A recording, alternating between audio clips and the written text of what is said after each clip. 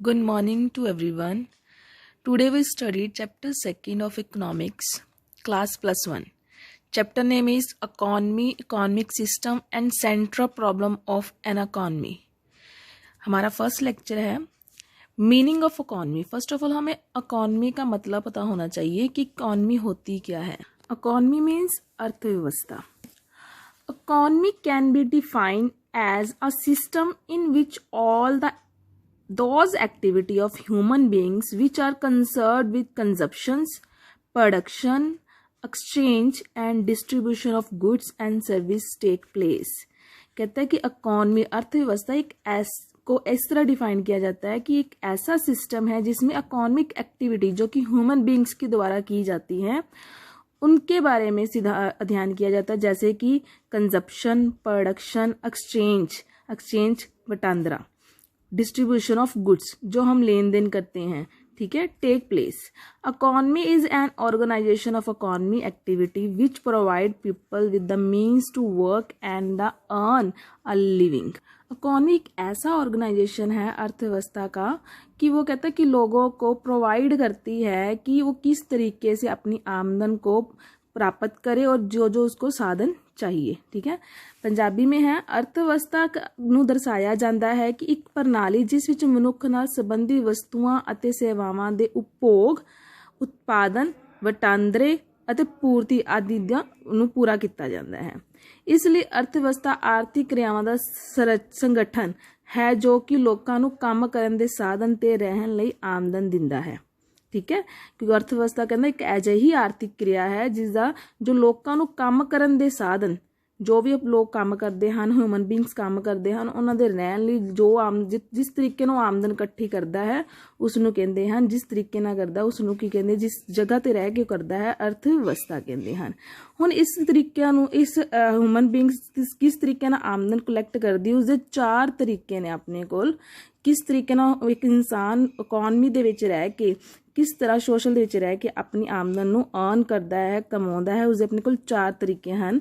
First ਹੈ traditional economy, second ਹੈ capitalistic economy of या फ्री मार्केट इकॉनमी, और थर्ड है सोशलिस्ट इकॉनमी और कमांड इकॉनमी, और फोर्थ है मिक्सड इकॉनमी. ठीक है, ਆਪਾਂ ਇਹਨਾਂ ਚਾਰੇ ਬਾਰੇ ਗੱਲ ਕਰਾਂਗੇ. ਫਰਸਟ ਹੈ ਟ੍ਰੈਡੀਸ਼ਨਲ ਇਕੋਨਮੀ, ਜਿਸ ਨੂੰ ਪੰਜਾਬੀ ਦੇ ਵਿੱਚ ਪਰੰਪਰਾਗਤ ਅਰਥਵਿਵਸਥਾ ਵੀ ਕਿਹਾ ਜਾਂਦਾ ਹੈ. ਮੈਂ ਤੁਹਾਨੂੰ ਟ੍ਰੈਡੀਸ਼ਨਲ ਇਕੋਨਮੀ ਦੇ ਬਾਰੇ ਵਿੱਚ ਦੱਸਣਾ ਚਾਹੁੰਦੀ. ਟ੍ਰੈਡੀਸ਼ਨਲ ਇਕੋਨਮੀ ਉਹ ਹੁੰਦੀ ਆ ਕਿ ਜੋ ਕਿ ਆਪਾਂ ਨੂੰ ਪੀੜ੍ਹੀ ਦਰ ਪੀੜ੍ਹੀ ਚੱਲਦੀ ਹੈ. ਆਪਾਂ ਨੂੰ ਜੋ ਬਜ਼ੁਰਗ ਕੰਮ ਕਰਦੇ ਸੀ ਆਪਣੇ ਪਹਿਲਾਂ ਦੇ ਏਸ਼ੀਅਨ ਟਾਈਮ ਦੇ ਵਿੱਚ, ਉਹੀ ਕੰਮ ਅਗਲੇ ਪੀੜ੍ਹੀ ਜੋ ਸੰਭਾਲ ਲੈਂਦੀ ਹੈ ਉਸ ਨੂੰ ਕੀ ਕਿਹਾ ਜਾਂਦਾ ਹੈ, ਟ੍ਰੈਡੀਸ਼ਨਲ ਇਕੋਨਮੀ. ਪੁਰਾਣਾ ਕਿੱਤਾ ਅੱਗੇ ਤੱਕ ਉਹ ਚੱਲਦਾ ਹੀ ਰਹਿੰਦਾ, ਉਹਦੇ 'ਚ ਕੋਈ ਚੇਂਜਿਸ ਨਹੀਂ ਆਉਂਦੇ. ਠੀਕ ਹੈ, ਉਸ ਨੂੰ ਕੀ ਕਹਿੰਦੇ ਹਨ, tradition economy. A tradition economy is one in which behaviour is based on tradition, custom and habits. Tradition ਪਰੰਪਰਾ, ਕਸਟਮ ਰੀਤੀ ਰਿਵਾਜ, ਹੈਬਿਟਸ ਆਦਤਾਂ ਤੇ ਡਿਪੈਂਡਡ ਹੁੰਦਾ ਹੈ. ਸਮਝ ਲੱਗੀ ਬੱਚੇ? ਨੈਕਸਟ ਹੈ younger generations follow the work. कहता है कि जो नवी आने वाली पीढ़ी है वो फॉलो करती है work done by the earlier generation. ठीक है, जो पुरानी पीढ़ी नू, अर्लीयर जनरेशन पुरानी पीढ़ी नू अपनाउंदी है, उन्हां दे काम किते नू अपनाउंदी है. ठीक है, इहदे विच अपने को फीचर्स भी है. फीचर मैं तुहानू पहला भी दस चुकी हाँ, जिवें कि कहंदा कि ਉਹੀ ਟੈਕਨੀਕ ਨਾਲ ਕੰਮ ਕੀਤਾ ਜਾਂਦਾ ਹੈ. Technique of production and generally tradition, ਪਰੰਪਰਾਗਤ ਟ੍ਰੈਡੀਸ਼ਨ ਦੇ ਨਾਲ ਹੀ ਕੰਮ ਕੀਤਾ ਜਾਂਦਾ ਹੈ. Property is held is common. ਕਹਿੰਦਾ ਪ੍ਰੋਪਰਟੀ ਸਭ ਦੀ ਸਾਂਝੀ ਹੁੰਦੀ ਆ. The concept of private property is not well defined. ਇਹਦੇ 'ਚ ਇੱਕ ਇਹ ਨਹੀਂ ਕਿਹਾ ਜਾਂਦਾ ਕਿ ਇਹ ਪ੍ਰੋਪਰਟੀ ਕਿਸੇ ਦੀ ਨਿੱਜੀ ਨਹੀਂ ਹੁੰਦੀ, ਕਿਸੇ ਦੀ ਪ੍ਰਾਈਵੇਟ ਨਹੀਂ ਹੁੰਦੀ, ਕਿ ਹਾਂ ਅਗਰ 4 ਭਰਾ ਨੇ, 4 ਦੇ ਵਿੱਚ ਨਹੀਂ ਵੰਡਿਆ ਜਾਂਦਾ, ਇਹ ਸਾਰਿਆਂ ਦੀ ਸਾਂਝੀ ਹੁੰਦੀ ਹੈ. ਉਸੇ ਤਰੀਕੇ ਨਾਲ ਹੀ ਕੰਮ ਕਰਦੇ ਰਹਿੰਦੇ ਹਨ.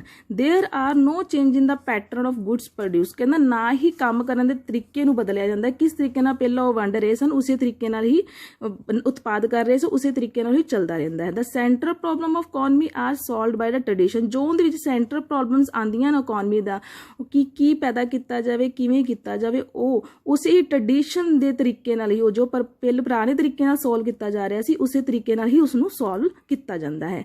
ਇਹ ਆਪਣੇ ਕੋਲ ਕੀ ਸੀ, ट्रेडिशनल इकॉनमी. ठीक है, जो पुराने अर्लियर जनरेशन जो ਪੁਰਾਣੇ ਸਮੇਂ ਵਿੱਚ ਜਿਸ ਤਰੀਕੇ ਨਾਲ ਕੰਮ ਕਰਦੀ ਸੀ ਉਸੇ ਤਰੀਕੇ ਨਾਲ ਯੰਗਰ ਜਨਰੇਸ਼ਨ ਉਸਨੂੰ ਫੋਲੋ ਅਪ ਕਰਦੀ ਹੈ, ਉਹਦੇ 'ਚ ਕੋਈ ਚੇਂਜਿਸ ਨਹੀਂ ਕਰਦੀ, ਨਾ ਹੀ ਇਹਦੇ 'ਚ ਕੋਈ ਪ੍ਰੋਪਰਟੀ ਕਿਸੇ ਦੀ ਪ੍ਰਾਈਵੇਟ ਹੁੰਦੀ ਆ, ਇਹ ਸਭ ਦੀ ਕਾਮਨ ਪ੍ਰੋਪਰਟੀ ਹੁੰਦੀ ਆ। ਕਲੀਅਰ ਹੈ। ਨੈਕਸਟ ਹੈ ਆਪਣੇ ਕੋਲ कैपिटल इकोनॉमी, और इनू एक होर गल कही जाती है free market economy, capitalist economy. इसनू पंजाबी विच आपां पूंजी अर्थव्यवस्था ते मुक्त बाजार अर्थव्यवस्था कहा जाता है। इसका मतलब की है कि इस विच ये प्राइवेट प्रॉपर्टी हुंदी आ, ठीक है, और प्राइवेट प्रॉफिट दे लई ही बनाई जाती है। इहदे च मेन काम सिर्फ और सिर्फ प्रॉफिट कमाना ही हुंदा है, इहदे च गवर्नमेंट का कोई भी रोल नहीं हुंदा। Capitalism is the political economy system based on the private property और private profit. In the system price are determined by the market forces of demand and supply. वो कहता सिर्फ जिहड़ी बाजार है पूरा किंदे ते अपने डिपेंडेंट हुंदा, डिमांड एंड सप्लाई ते पूरा फोकस करता है, पूरा बल लगाउंदा है। इनके अपने फीचर्स की ने प्राइवेट ओनरशिप्स ऑफ प्रॉपर्टी, कहता संपत्तियां दी निजी मलकीयत हुंदी, खुद दी प्राइवेट दी अपनी निजी मलकीयत हुंदी है, ठीक है। फ्रीडम ऑफ एंटरप्राइज, उद्यमां दी आज़ादी हुंदी, कोई भी इसनूं अपना सकता है, ठीक है। Profit motive of production, production का मेन मोटिव ही की हुंदा है जी, प्रॉफिट कमाना हुंदा है। एक्सटेंशन ऑफ कंपीटिशन, कहता मुकाबला इहदे च रहिंदा ही है, क्योंकि देखो प्राइवेट है, कोई वध कोई घट कर ही सकता है, कोई भी अंदर इस विच आ सकता है, कोई भी बाहर भी जा सकता है, अपनी मर्जी नाल रेट भी लगा सकता है, इसलिए कहता कंपीटिशन तां रहिंदा ही है, ठीक है। कंज्यूमर ऑफ द सुपर मी, अंदर जिहड़े कंज्यूमर हुंदे ने वो प्रधान हुंदे हैं, वो अपने अकॉर्डिंग जित्थों मर्जी चीज़ खरीद सकते हैं, और उन्हां दे अकॉर्डिंग ही प्रोडक्शन करनी पैंदी कि कंज्यूमर किस चीज़ नूं प्रैफर कर रहे हैं, फिर प्रोडक्शन भी उस तरीके नाल ही हुंदी है। Very unequal distribution of income, कहता आमदन दी भी गैर बराबर वंड हुंदी आ, ठीक है। Absence of role of government, मैं पहला भी किया है कि सरकार का जो रोल है इहदे विच बिल्कुल भी नहीं हुंदा, क्योंकि सरकार दा मेन मोटिव सोशल वैलफेयर हुंदा है। जदों कि प्राइवेट की गल आ जाती है तो उनका मेन मोटिव की हुंदा है जी, प्रॉफिट हुंदा है, ठीक है जी। इसलिए कैपिटलिस्ट इकोनॉमी दे विच अपने को की हुंदी है, प्राइवेट प्रॉपर्टी और प्राइवेट प्रॉफिट हुंदा है, इहदे च गवर्नमेंट का कोई भी रोल नहीं हुंदा, और कंज्यूमर नूं सुपर मी रखा जाता है। क्लीयर है। नैक्सट है आपां करांगे, नैक्सट है सोशलिस्ट इकोनॉमी, समाजवादी अर्थव्यवस्था। इस इकोनॉमी दे विच गवर्नमेंट की पूरी कमांड हुंदी है, ठीक है, इस विच पूरा गवर्नमेंट का रोल हुंदा है, और मेन मोटिव की हुंदा है सोशल वैलफेयर। सोशल वैलफेयर मतलब कि समाज का कल्याण करना, उस तो बाद प्रॉफिट बारे सोचना, पहला काम की है सोशल वैलफेयर, ठीक है। कैपिटलिस्ट भी आपां की कीता सी, प्राइवेट प्रॉपर्टी हुंदी है, उहदे च मेन मोटिव प्रॉफिट कमाउणा हुंदा, और गवर्नमेंट का कोई रोल नहीं हुंदा। पर सोशलिस्ट इकोनॉमी एक एवें दा प्रोडक्शन है जिंदे विच सिर्फ सोशल वैलफेयर का ही मेन मोटिव होंदा है, और price determined by the central planning authority. जो मेन सेंट्रल प्लैनिंग होणगियां उनके मेन अथॉरिटी के अकॉर्डिंग ही प्राइसिस रखे जाएंगे, ताकि गरीब तो गरीब लोगों को भी वो प्रोवाइड हो पान, ठीक है जी। इसके फीचर्स की ने मैं फीचर दस चुकी हाँ। फर्स्ट ऑफ ऑल गवर्नमेंट का रोल हुंदा है, पब्लिक ओनरशिप्स हुंदियां ने, दे प्राइवेट कोई भी नहीं हुंदा, तो फ्रीडम नहीं हुंदी कि आप उद्यमी आ जा सकते हैं, ठीक है। जिसनों लाइसेंस वगैरह मिलिया होएगा सिर्फ वही इस इकोनॉमी दे विच आ सकते हैं, ठीक है। देखो मैं पॉइंट दोबारा पढ़ रही हाँ। पब्लिक ओनरशिप ऑफ प्रॉपर्टी और फैक्टर ऑफ प्रोडक्शन, कहता संपत्ति की मलकीयत जो उत्पादन के की हुंदे ने कारक हुंदे, पर उत्पादक दे कारक मतलब कि land, labour, capital, these are the factor of production. Next है no freedom of the enterprises, कोई भी किसी को आज़ादी नहीं होंगी, ठीक है। रूल रेगुलेशन जो कि गवर्नमेंट के बनाए होंगे उनकी अथॉरिटी की, उनकी प्लैनिंग के अकॉर्डिंग ही चलना पैंदा है इस economy they which. Social welfare motive, first of all main motive की है इनका सोशल वैलफेयर करना। उस तो बाद है अपने को कंपीटिशन इहदे च बिल्कुल नहीं हुंदा, ठीक है। उस तो बाद restriction of the freedom of occupation, कहता किते दी आज़ादी ते पूरी, मतलब कि जो आप कहने ना, आप कह सकते हैं कि अपनी मर्जी नाल धंधा कर सकते हो, तो पूरी पाबंदी हुंदी है, ठीक है।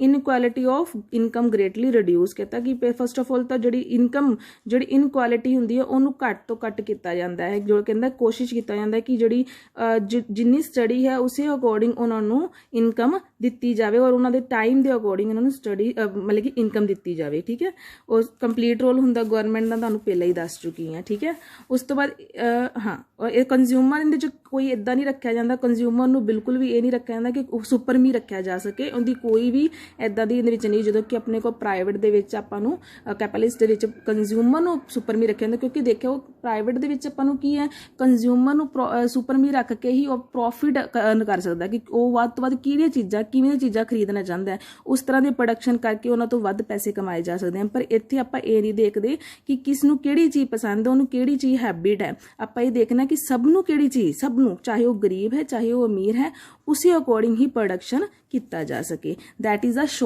Socialist economy. ठीक है जी, नैक्सट है साडे को लास्ट है mixed economy. Mixed economy is a mixture of the capitalism and socialist economy. Private and government दोनों का मिक्सचर है। ठीक है, mixed economy is a economy system combining private and social enterprises is the blend of the capitalism and the socialist economy. मैं पहले भी दस चुकी हाँ। ठीक है, इहदे दोनों तरीके देखे जाते हैं, प्रॉफिट भी कमाना और सोशल वेलफेयर भी किया जाए। ठीक है, अपने को फीचर्स हैं को extension of the public and private sector, economic planning की जाती है, reregulations of control of private sector. ठीक है, promotion of social welfare promotion किया जाता है और साथ साथ प्रॉफिट भी मोटिव लिता जाता है। ठीक है जी, ये सारे अपने को की ने फीचर्स हैं। क्लीयर है, और अपनी बुक्स से भी स्कार्सिटी ऑफ चॉइस कहता है, स्कार्सिटी ऑफ और चॉइस। स्कार्सिटी मतलब कि हमारे पास कमी होना और उसके अल्टरनेटिव यूजेस होना। चॉइस जब हमारे पास अल्टरनेटिव यूजेस होते हैं और हमारे पास किसी चीज़ की कमी होती है, सोर्सेज की कमी होती है, तो हमें क्या करना पड़ता है, उसकी चॉइस करनी पड़ती है, डिसाइड करना पड़ता है। नेक्स्ट हमारे पास resources is factor of the production. हमारे पास प्रोडक्शन ऑफ फैक्टर क्या है, उत्पादन के कारक की हैं, लैंड, लेबर, कैपिटल और इंटरप्रीरियर। लैंड मतलब कि जिस प्रोडक्शन करना सब तो पहला पर लैंड चाहिए, जितने कि एयर, सनलाइट, हीट, कोल्ड सब कुछ मतलब कि हर एक चीज़ अवेलेबल हो जो कि फिक्सड होंगे हैं। लेबर की किस तरह की लेबर अपन लगाना है।